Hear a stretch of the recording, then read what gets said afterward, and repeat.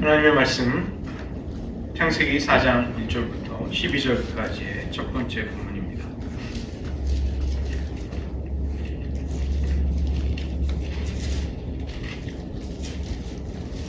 창세기 4장 1절부터 12절까지의 첫 번째 본문을 저와 여러분이 번갈아서 교독하시겠습니다. 아담이 그의 아내 하와와 동침하매 하와가 임신하여 가인을 낳고 이르되 내가 여호와로 말미암아 득남하였다 하니라. 그가 또 가인의 아벨을 낳았는데 아벨은 양치는 자였고 가인은 농사하는 자였다. 세월이 지난 후에 가인은 땅의 소산으로 제물을 삼아 여호와께 드렸고 아벨은 자기도 양치 살찌우고 그 기름으로 드렸더니 여호와께서 그에게 제물을 주라 하셨으나 가인과 그의 제물은 받지 아니하신지라. 가인이 몹시 분하여 안색이 변하니 여호와께서 가인에게 이르시되 내가 분하여 어찌되며 안색이 변하는 어찌되며 내가 선을 행하면 어찌 낯을 들지 못하겠느냐. 선을 행하지 아니하면 죄가 문에 엎드려 있느니라. 죄가 너를 원하나 너는 죄를 다스릴지니라. 가인이 그의 아들 아벨에게 말하고 그들이 이르기를 가인이 하여 아벨을 쳐주니라. 여호와께서 가인에게 이르시되 내 아우 아벨이 어디 있느냐. 그가 이르되 내가 알지 못하나이다. 내가 내 아우를 지키는 자니까. 가로되 네가 무엇을 하였느냐. 내 아우의 핏소리가 땅에서부터 내게 고소하느니라. 땅이 그 입을 벌려 내 손에서부터 내 아우의 피를 받았은즉 내가 땅에서 저주를 받으리니 내가 바닷가라도 땅에 다시 한 것이 어려울 죄를 아니하는 것이요 너는 땅에서 깨어며 우리한 자가 되리라. 두 번째 본문입니다. 23절부터 26절까지의 본문을 역시 번갈아서 교독하시겠습니다. 라멕이 아내들에게 이르되 아다와 실라여 내 목소리를 들으라. 라멕의 아내들이여 내 말을 들으라. 나의 상처로 말미암아 내가 사람을 죽였고 나의 상함으로 말미암아 소년을 죽였도다. 가인의 어리 700인데 라멕을 위하여는 어리 7700이래로다 하였더라. 아담이 다시 자기 아내와 동침하매 그가 아들을 낳아 그의 이름을 셋이라 하였으니 이는 하나님이 내게 가인이 죽인 아벨 대신에 다른 씨를 주셨다 함이며 셋도 아들을 낳고 그의 이름을 에노스라 하였으며 그때의 사람들이 비로소 여호와의 이름을 불렀더라. 기도하시겠습니다. 하나님 아버지, 이 시간 가인과 라멕의 악이 온 지면에 퍼져나가고 그러나 하나님은 새로운 소망의 씨앗을 준비하셔서 하나님의 긍휼과 자비를 끊이지 아니하시는 하나님의 역사를 보며 우리들의 삶 가운데 비록 우리들이 범죄하며 하나님께 실망을 드리는 삶을 살지라도 우리를 향한 긍휼과 은총을 거두지 아니하시는 하나님의 품에 저희들 다시금 달려갈 수 있는 주의 백성들 되게 하여 주시옵소서.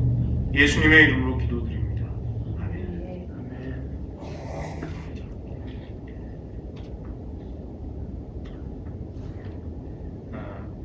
이제 가인과 아벨이라는 두 아들이 아담과 하와 사이에 태어나게 되죠. 이들이 각각 자신이 농사짓거나 목축을 하던 그 재물을 가지고 하나님께 제사를 드리게 되었을 때 하나님은 아벨과 그 재물을 기쁘게 받으셨지만 가인과 그의 재물을 받지 아니하셨습니다. 왜 그러한가? 우리는 4절과 5절에서 그 중요한 단서를 볼 수 있습니다. 이것은 단순히 재물을 바치는 문제가 아니라는 것입니다. 재물을 드리는 자가 누구인가, 어떠한 자인가의 문제가 있는 것이죠. 그 잠언 20장 12절을 보시면 비록 아이라도 자기의 동작으로 자기 품행이 청결한 여부와 정직한 여부를 나타내느니라. 즉 아이가 이제 어떤 행동을 할 때 그 아이 속에 어떤 동기와 어떤 그 진심이 담겨 있는지가 그 동작, 그 행동 속에 보인다는 것입니다. 하나님께서 아벨의 제물을 바치는 그 행위 속에서 그의 진심이 무엇이었는지를 보셨고 가인에게도 그렇게 하신 것이죠. 1956년 1월 8일에 세계는 깜짝 놀라는 비극적인 소식을 들었습니다. 에콰도르에 있는 아쿠아족이라는 그 당시 식인 풍습을 버리지 못하고 있는 선교지에 아까운 5명의 선교사가 순교를 당하는, 죽임을 당하는 일이 생겼죠. 나중에 그 중에 한 명, 짐 엘리어트라는 그 선교사의 자서전과 일기가 출간이 되면서 이 사건이 많은 사람들에게 큰 충격과 동시에 감동을 주었습니다. 나중에 이 5명의 이제 순교를 당한 선교사들, 굉장히 젊은 선교사들이었습니다. 그들의 호주머니에는 이 밀림에서 생존을 위해서 가지고 다니던 피스톨이 있었습니다. 그런데 그 5명의 선교사들 중에 어느 누구도 그 총을 꺼내서 아우카 부족을 향해 방아쇠를 당기지 않았습니다. 왜냐하면 선교사로 들어갔던 자기가 만약에 총을 쏘게 되면 그 아우카 부족이 영원히 마음의 문을 닫을 것이라고 생각하고 자기의 몸을 지킬 수 있는 수단이 있었는데도 짐 엘리엇과 4명의 동료 선교사는 순교를 당한 것이죠. 무슨 이야기냐면 어떤 사람이 어떤 행동을 하느냐를 통해서도 그의 진심이 드러나고 어떤 행동을 하지 않느냐를 보아도 그의 진심과 동기가 거기에는 숨어 있다는 것입니다. 예수님도 예수님을 체포하려고 했을 때 내가 12영이나 더 되는 천군 천사를 불러올 수 있는 줄 너희가 알지 못하느냐. 그 12영이라고 되어 있는데 원서에는 레기온, 12군단, 12군단의 천군 천사를 예수님이 호출만 하면 바로 부를 수 있었습니다. 그러나 내 나라는 이 땅에 속하지 아니하였다고 하시면서 예수님은 십자가의 길로 가신 것입니다. 즉 예수님은 자기를 보호하지 않으심으로써 그분이 메시아라는 것을 그 순간에 드러내고 나타내신 것이죠. 나중에 이제 재판을 받으실 때 자기 변호를 하지 않는 모습 속에서도 마찬가지로 무엇을 하지 않느냐가 혹은 하느냐가 그의 진심이냐 그 마음의 동기가 어떠하냐 이런 부분을 거기서 드러낼 수밖에 없다는 것입니다. 가인의 재물이 아벨과 달리 하나님의 연락받으심을 얻지 못한 데에는 이제 그런 부분이 있는 것입니다. 히브리서 11장 4절은 아벨이 가인보다 믿음으로 더 나은 제사를 드렸다. 히브리서를 해석하는 그 해석학적인 키는 더 나은, 더 좋은, 더 뛰어난이라는 표현입니다. 예수님에 관해서 그게 사용이 되었는데 아벨은 가인보다 더 나은 제사를 드렸다. 믿음으로 드렸기 때문입니다. 하나님을 신뢰하고 사랑하는 믿음이 그에게는 있었고 그 제물을 드리는 아벨 자신이 의로운 자라는 증거를 하나님께 받은 것이죠. 그래서 아벨의 제사는 의로운 제사가 되는 것입니다. 의로운 자가 드리는 제물이기 때문에 연락을 받은 것이죠. 신명기 같은 데도 보면 개 같은 자와 창기의 소득은 11조로 바칠 수 없다고 말씀하셨습니다. 그 돈을 매춘을 해서 번 더러운 돈은 하나님께 바쳐질 수 없다. 성전에 바칠 수 없다. 그게 어떠한 자가 그 소득을 가지고 하나님께 바치느냐의 문제가 있는 것이지 그 돈, 그 소득, 재물 이것만의 문제가 아닌 것이죠. 그래서 하나님은 그가 죽었지만 믿음으로써 그는 여전히 증언하고 있다. 이렇게 아벨의 제사를 의인 아벨을 평가하고 계십니다. 두 번째로는 이 가인에 관한 것인데 사실 가인은 그가 마음에 시기로 가득 차서 분노에 가득 차 이제 동생을 죽이고자 하는 마음을 품었을 때 하나님이 이 가인을 사랑하셨습니다. 제가 말씀을 다시 준비하면서 이제 읽어보니까 하나님이 살인자에게 왜 이토록 자비와 긍휼을 베푸십니까? 굉장히 놀라운 하나님의 그 배려하심이 사실은 가인에게 부어지고 있었습니다. 하나님은 경고하시기를 네가 선을 행했다면 왜 그렇게 안색이 분하고 낯을 들지 못하느냐? 네가 벌써 삐뚤어지고 잘못된 동기로 행동하고 있지 않느냐 말씀하시면서 7절에 죄가 문에 엎드리느니라. 이게 크라우칭이라는 표현은 맹수가 호랑이나 사자 같은 게 이렇게 사냥감을 사냥하기 전에 마지막 도약을 하기 전에 수풀에 이렇게 숨어 있는 그 자세를 말하는 것이죠. 죄가 그처럼 이제 가인을 노리고 있다. 가인을 습격하기 위해서 모든 준비를 하고 너를 치려고 하고 있다는 것을 하나님이 가인이 그 악을 실행하기 전에 미리 친절하게도 너무도 친절하게 그걸 알려주고 계시는 것입니다. 그 다음에 죄가 너를 원하나, 이 똑같은 표현이 창세기 3장 16절에 여인에게 하신, 하와에게 하신 말씀 속에 있습니다. 너는 남편을 원하고 남편은 너를 다스리지니라. 이게 이제 히브리어의 구문에 너의 소원은, 너의 갈망은 남편을 향한다 이렇게 되어 있습니다. 똑같은 구문으로 죄의 소원이 너를 향하고 있다. 죄는 너를 간절히 원하고 있다. 너를 사로잡으려고 하고 있다. 너를 자신의 것으로 만들려고 하고 있다. 그러나 너는 죄를 다스릴지니라. 너는 나의 경고와 책망에 이 말씀을 듣고 지금 마음을 고쳐먹고 그 악을 실행에 옮기지 말아야 한다. 이렇게 경고해주고 계시는 것이죠. 그러나 가인은 여기서 한 발 더 나가서 그 동생을 들에 불러서 쳐 죽이고, 그 뻔뻔스럽게도 하나님 앞에 가서 내가 내 아우를 지키는 자입니까? Am I a keeper of my brother? 그게 이제 아벨의 직업을 빗대서 비꼬면서 하는 얘기죠. 아벨은 양을 치는 자지만 내가 내 양을 치는 키퍼지만 내가 내 형제의 키퍼입니까? 나는 농사 짓는 사람 아닙니까? 그리고 그는 뻔뻔스럽게도 하나님 앞에 거짓말을 하는 것입니다. 하나님 앞에 거짓말을 하면서 하나님 앞에 천연덕스럽게 나는 모르는 일인데요, 이렇게 말하고 있는 것이죠. 다시 말하면 자기 죄를 하나님 앞에서 은폐할 수 있다고 생각하는 것입니다. 이 죄가 똑같지가 않습니다. 시편 19편에 보면 다윗의 시편이 나오는데, 자기 허물을 능히 깨달을 자 누구리요, 나를 숨은 허물에서 벗어나게 하소서. 또 주의 종에게 고의로 죄를 짓지 말게 하사 그 죄가 나를 주장하지 못하게 하소서. 그리하면 내가 정직하여 큰 죄과에서 벗어나겠나이다. 죄가 똑같은 게 아니라 숨은 허물이 있습니다. 숨은 허물에서 우리가 벗어날 수 있는 길은 하나님께서 그 허물을 깨닫게 해주실 때라야 가능합니다. 나는 죄 속에 살고 있고 하나님 앞에 옳지 않은 걸 행하고 있으면서도 이거 괜찮은 거 아니야? 이거 용납될 수 있는 거 아니야? 적어도 내가 신앙인으로 부끄럽지 않은 정도에서 행하고 있는 건데 뭐가 문제가 될까? 이렇게 생각하지만 그게 하나님 보시기에 허물일 때 그건 숨겨져 있다는 것입니다. 그런 경우에는 내가 그게 죄라고 인식이 되지 않기 때문에 벗어날 수 있는 길이 없습니다. 유일한 길은 그걸 성령께서 혹은 말씀을 통해 하나님께서 어떤 사건 속에서 깨닫게 해주시는 것입니다. 깨달으면 아차, 내가 잘못했구나. 내가 하나님과 사람에게 죄를 지었구나. 나는 잘한다고 생각했는데 사실은 하나님 앞에 의롭지 못하고 합당하지 못하는 것이었구나.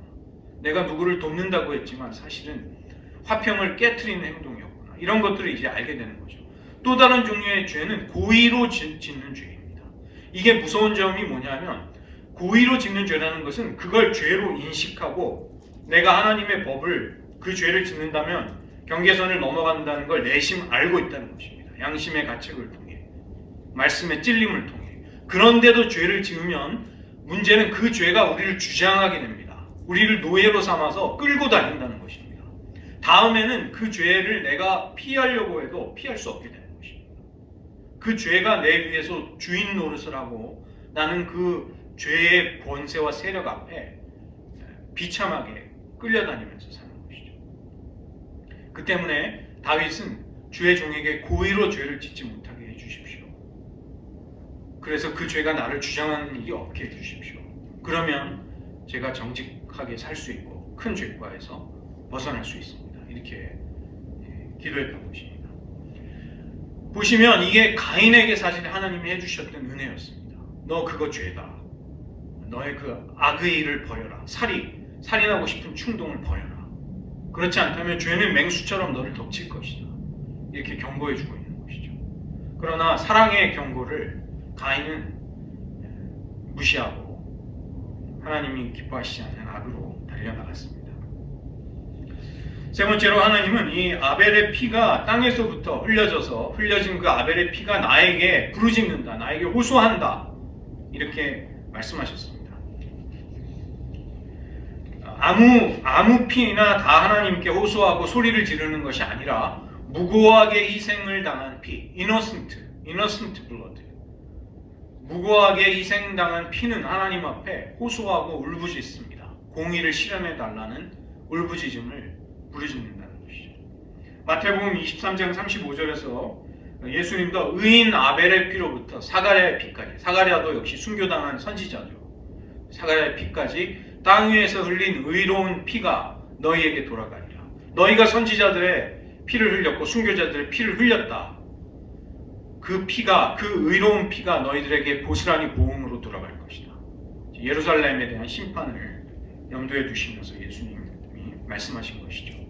이 의로운 피가 하나님을 향해 공의를 이루어달라는, 복수를 해달라는 그 호소를 하고 울부짖는 일을 한다는 것이죠. 아벨의 피가 바로 그렇게 하고 있다. 이 피가 흘려지고 피로써 속죄가 일어난다는 것은 성경의 굉장히 중요한 주제입니다. 바로 하나님의 아들 예수님의 보배로운 피, 보혈이 흘려져서 그것이 우리의 죄를 속죄하는 것이 복음의 가장 중요한 본질이자 복음의 핵심이기 때문이죠. 그러면 어떻게 그런 일이 일어나는가? 피가 어떻게 속죄를 가져오는가? 이게 굉장히 중요한 주제인데 제가 자세하게 설명드릴 수는 없고 가장 핵심적인 부분을 말씀드리겠습니다. 레위기 17장 11절인데요. 육체의 생명은 피에 있습니다. 내가 이 피를 너희에게 주어 제단에 뿌려 너희의 생명을 위하여 속죄하게 하였나니 생명이 피에 있으므로 피가 죄를 속하느니라. 이렇게 되어 있어요. 이 히브리어 원문에 보면 비블리아 헤브라이카 슈투텐 가르텐시아라고 그 지금 가장 권위 있는 구약 성경의 원문에 그 밑에 제가 빨간색으로 박스를 친 것이 바네페시라는 말인데 이 바라는 말은 전치사입니다. 베라는 전치사가 이제 다른 단어랑 결합하면 모음이 변해서 바가 되고 네페시는 생명, 라이프 혹은 소울이라고 번역이 되는 거예요. 그래서 원래 우리 지금 번역된 성경에는 생명이 피에 있으므로 피가 죄를 속하느니라. 피가 속죄하는 피다. 우리가 예수님의 보혈이 우리의 죄를 속죄한다고 할 때 그렇게 알고 있죠. 원문에는 왜냐하면 그 피가 그 생명으로 대속하기 때문이다. 이렇게 되어 있습니다.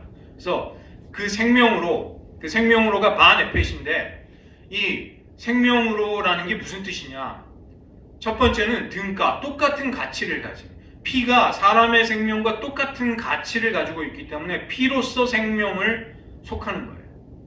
그 다음에 두 번째는 대가, 생명을 위해서 피가 대가로 지불이 됨으로써 예수님의 피가 의로운, 죄 없는, 흠 없는 예수님의 보혈이 대가로 지불됨으로써 우리의 생명이 속함을 받게 되는 거죠.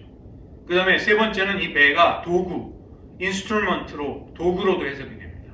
피를 가지고서, 피를 수단으로 삼아서 생명을 속할 수 있다. 이 히브리어에는 이 세 가지 뜻이 다 있는 것입니다.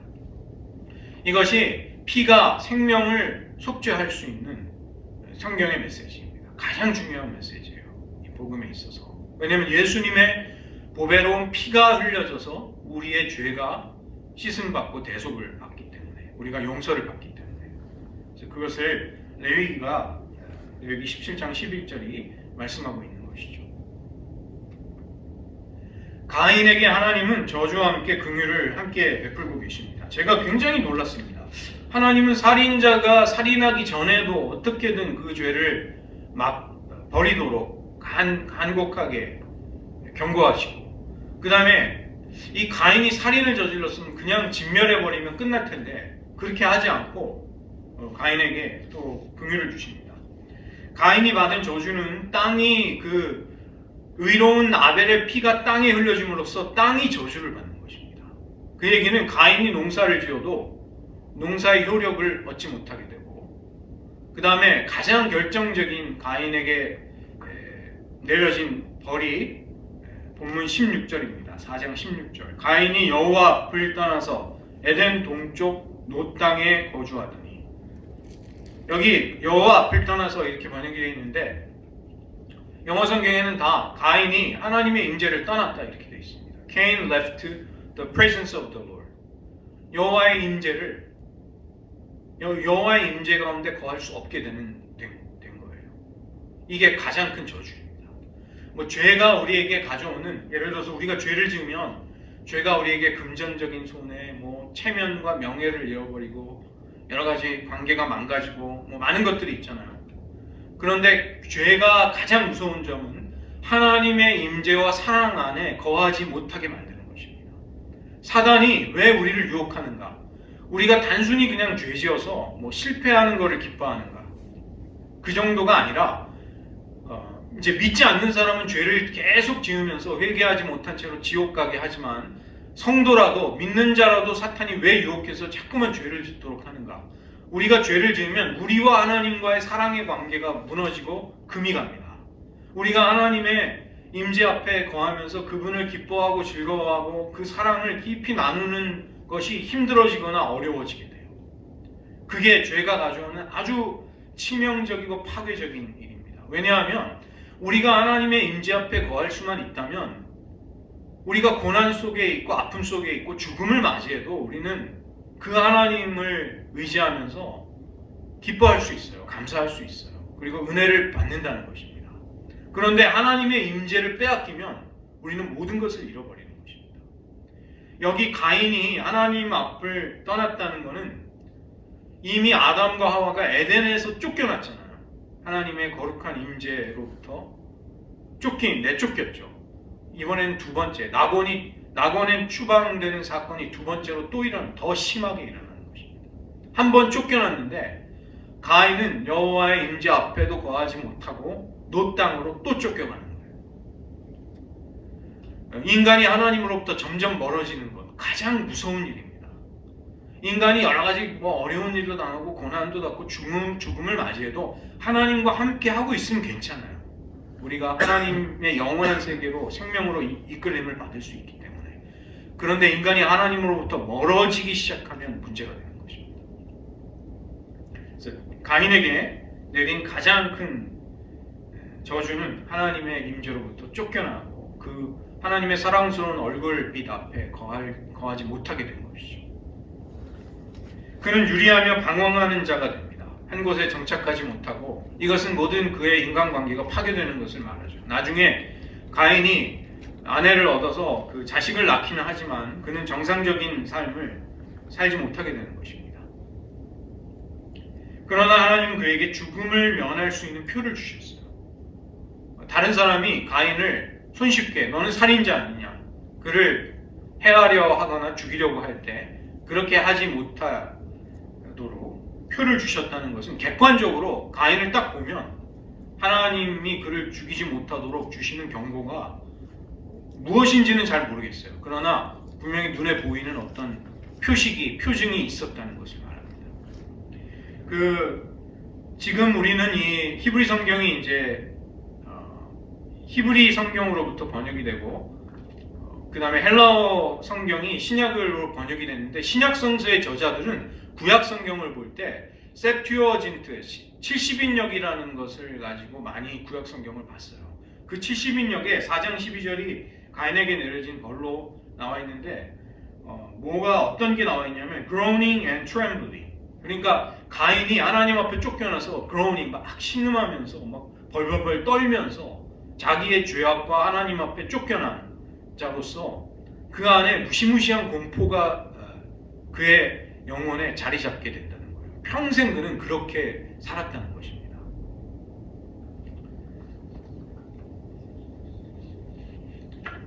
또 한 사람, 살인하는 사람이 등장하는데 라멕입니다. 라멕은 가인의 7대 손이에요. 7번째 자손이에요. 우리가 지금 그 당시 지금의 생태학적인 조건과 창세기 당시가 다르기 때문에 무드셀라 같은 사람이 굉장히 오래 살잖아요. 969년 살잖아요. 수백 년을 살기 때문에 라멕이 7대 손을 볼 때까지 살아있을 가능성이 높습니다. 성서학자들이 제가 자료들을 찾아보니까 성서학자들은 가인이 아마도 라멕이 그런 살인을 했을 때 살아있었을 것이다. 이렇게 보는 사람들도 많아요. 19절에 보면 가인은 아다와 실라라는 두 아내를 취합니다. 일부 다처제가 역사 속에 들어오고 이것은 결국 성적인 타락과 성적인 범죄로 이제 그 죄악의 문을 열게 되는 것이죠. 그 다음에 23절에 라멕이 자기 아내들을 불러다가 나의 상처로 말미암아 사람을 죽였고 나의 상함으로 말미암아 소년을 죽였다. 젊은이를 youth, 젊은이를 죽였다 이렇게 말하는데 굉장히 대담하고 담대합니다. 자기 살인을 이제는 공공연하게 떠벌릴 수 있을 정도로. 그 다음에 이 죽이는 동기도 그냥 분노에 사로잡혀서, 그 다음에 복수심에, 그냥 살인을 쉽게 저질러 버리는 거예요. 딱 내 마음에 안 들게 하고 나를 좀 상처를 입혔다거나 나에게 해를 끼쳤다거나 내가 분노를 일으키게 만들면 그 대상을 언제든지 죽일 수 있다. 이런 태도로 살인을 하는 것이죠. 24절에 보면 가인을 위하여는 벌이 7배일진데 라멕을 위하여는 벌이 77배이리로다. 하나님이 가인을 죽이는 자에게 7배 보복을 약속하셨는데 지금 라멕에게는 하나님의 그 보호에 대한 약속이 없잖아요. 그러면 77배는 뭘 말할까요? 내가 복수하겠다는 것입니다. 나를 해하려고 하면 내가 77배로 돌려주겠다. 내가 아예 죽여버리겠다. 나를 해하려는 사람을 다 죽여버리겠다. 이렇게 나오는 것입니다. 더구나 이런 이 가인과 라멕의 살인의 배후에는 마치 인간이 뭔가 문명이 진보하는 것처럼 보이는 사건들이 있어요. 가인이 쫓겨나서 아들을 낳고 아들의 이름을 따서 성을 쌓습니다. 17절에 보시면 아내와 동침하며 그가, 여기 가인이죠. 가인이 에녹을 낳았고 가인이 성을 쌓았다. 그 아들의 이름으로 성을 에녹이라고 이름 붙였다. 에녹 성을 쌓게 되는데 이 성을 쌓는다는 것은 하나님께 버림받은 낙원에서 쫓겨난 인류가 자부책을 찾기 시작하는 것입니다. 성이라는 하나님을 피난처와 요새와 산성으로 삼아 살지 않게 된 인간은 자기가 이제 자기 방어 수단을 만들어야 되죠. 그 물리적인 수단 중에 하나가 성을 쌓는 것입니다.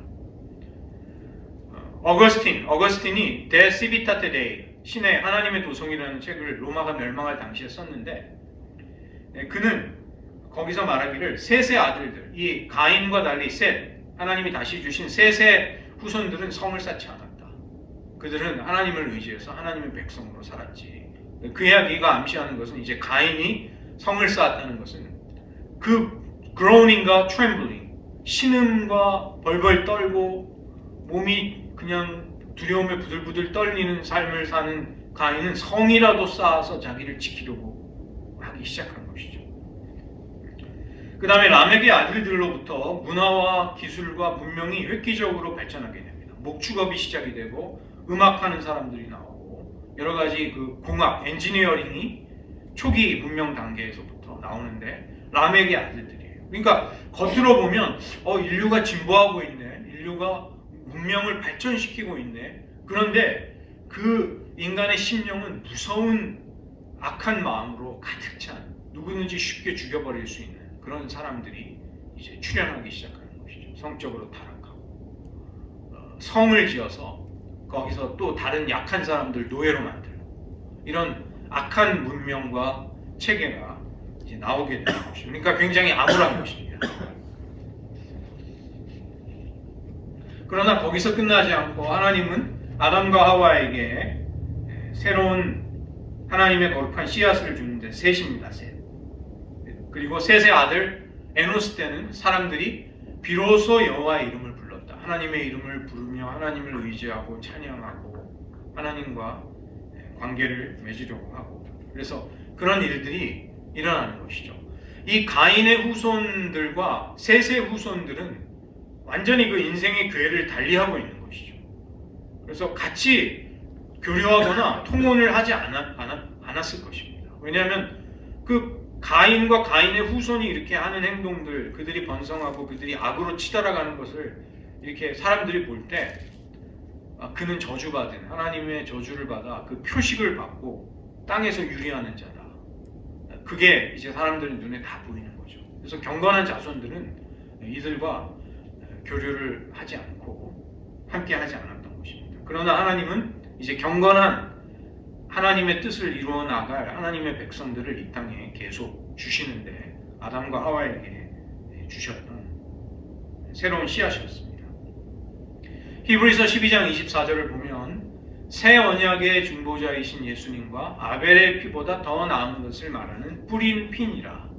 아벨의 피보다 더 나은 것이 무엇일까요? 아벨의 피는 하나님 앞에 공의로운 복수를 요구하는 것이죠. 하나님 공의를 이루어 주십시오. 억울한 나의 생명을 희생당한 나의 원한을 풀어 주십시오. 복수해 주십시오. 이것이 아벨의 피가 부르짖는 소리라면 아벨의 피보다 더 나은 것을 말하는 뿌림피, 예수님의 피죠. 예수님의 피는 하나님의 용서와 화목과 화해를 선포하는 것입니다. 하나님과 화목하라. 그리고 사람들과 동료 인간들과 동료 신자들과 화목하라. 생태계 피조물들과 화목하라. 그것을 착취하지 말고 선용해서 하나님의 영광을 돌려라. 이렇게 화해와 화목의 목소리가 예수님의 피로부터 들리게 되는 것이죠. 그래서 우리는 굉장히 비극적인 사건을 보게 되지만, 그러나 하나님이 이 살인자에게조차 얼마나 큰 긍휼과 은혜를 베풀고 계신가. 사실 그것은 우리들을 향한 하나님의 사랑입니다. 우리들에게 그 정도의 긍휼과 엄청난 하나님의 헤세드, 하나님의 자비와 긍휼이 부어지기 때문에 우리가 그래도 지금 예수 믿고 있고 하나님을 사랑하는 사람들로 살 수 있는 거예요. 인류가 그렇게도 많은 악을 저지르는데 어떻게 그래도 우리가 지금 살고, 오늘도 밤에 자면은 편하게 자다가 아침에 일어나면 해가 뜨고 하루가 또 어떻게 돌아가는가. 하나님이 우리가 저지르는 그 엄청난 악과 반역과 패역함에도 불구하고 그것에 엄청나게 넘치는 사랑으로 우리를 용서해 주시기 때문에 그런 일이 일어나고 있는 것이죠. 저희들 이 시간 말씀을 의지해서 잠깐 기도하도록 하겠습니다. 먼저는 우리들에게도 하나님께서 가인에게처럼 우리가 잘못된 마음을 품을 때 다른 사람을 용서하지 못한다거나 원한을 갖는다거나 너그러운 마음을 가지 못한다거나 하나님을 섬기고 헌신하는 것이 힘들다고 불평할 때 여러 가지가 있겠죠. 인생의 무게와 고난이 가져다주는 아픔 앞에 하나님 제가 왜 이렇게 살아야 될까 탄식할 수 있을 것입니다. 그러나 그때 하나님은 우리가 범죄하지 않도록 우리를 자비롭고 사랑스러운 그분의 음성으로 들려주시고 성령의 감동으로 우리의 마음을 어루만져 주시고 우리가 숨은 허물에서 벗어날 수 있도록 숨겨져 있는 죄를 깨닫게 하시고 고의로 죄를 지으려고 할 때 죄를 짓지 말라고 하시고, 주님 우리가 그 경고의 말씀에 순순히 잘 듣고 순종하였는지 그렇지 못했다면 이 시간 회개하시고 주님의 책망하시고 경고하시는 음성을 소중히 듣겠습니다. 다윗과 같이 응답하겠습니다. 여러분의 입술로 잠시 먼저 기도하시겠습니다.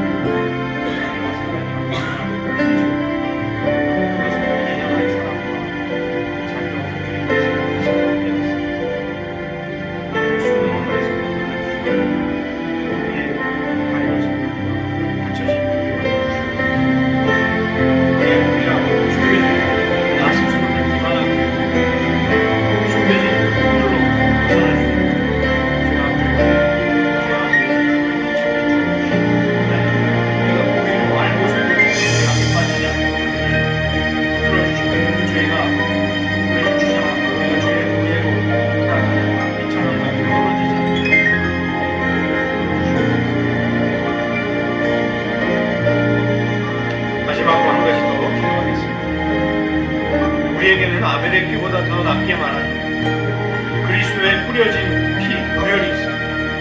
그 보혈이 우리들의 죄를 속죄할 뿐만이 아니라 세상의 많은 악과 갈등과 아픔을 치유할 수 있는 유일한 대안으로, 유일한 하나님의 해결책으로 우리에게 복음을 통해 선포되고 있다는 것입니다. 아벨의 피보다 더 나은 것을 말하는 땅에 뿌려진 그리스도의 의로운 보배로운 피, 그 피의 복음을 우리는 붙들어야만 하겠습니다. 그 보혈의 복음을 우리는 증거해야만 하겠습니다. 다시 한번 주님의 보혈 앞에 우리가 서서 그 복음을 전할 수 있게 해주십시오. 이렇게 기도하시고 그 보혈의 권세 앞에 꺾이지 못할 죄악의 권세는 없는 것이죠. 우리의 모든 두려움, 우리를 대적하는 악을 주님의 보혈로 대적하고 승리하는 우리가 되기를 위해 다시 한번 기도하겠습니다. 하나님 아버지, 더 좋은 세원에게 주고 계신 예수, 아벨의 피보다 더 나은 것을 말하는 예수